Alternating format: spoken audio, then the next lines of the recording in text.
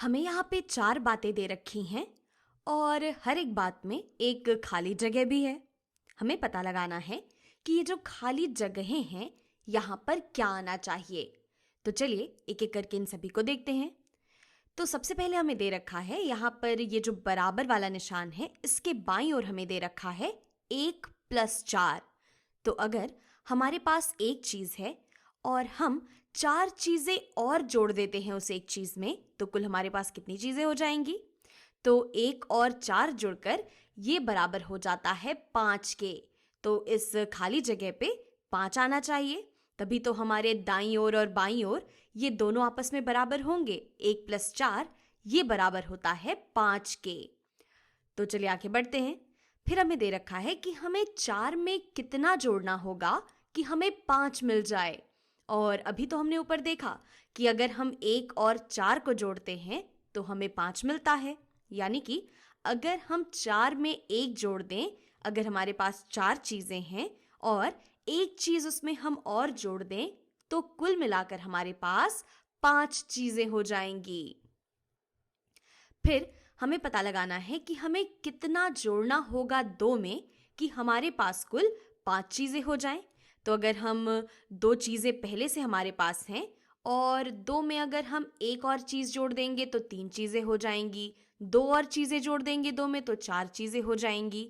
और 3 और चीजें अगर हम 2 में जोड़ देंगे तो कुल 5 चीजें हो जाएंगी हमारे पास। यानी कि हम कह सकते हैं कि 3 + 2 ये बराबर होता है 5 के। फिर आखिर वाले को अगर हम देखें तो हमें दे रखा है कि हमें 3 में कितना जोड़ना होगा कि हमें 5 मिल जाए। तो ये तो भी हमने ऊपर देखा कि अगर हम 3 में 2 जोड़ते हैं तो हमें मिलता है 5। तो यहाँ पर अगर हम 3 में जोड़ देंगे 2 तो मिल जाएगा हमें 5। यानी कि ये जो खाली जगह है यहाँ पर हमें 2 लिखना था। तो 3 + 2 ये बराबर होता है 5 के। तो चलिए आगे बढ़ते हैं और इसी तरीके से कुछ और सवाल लगाते हैं।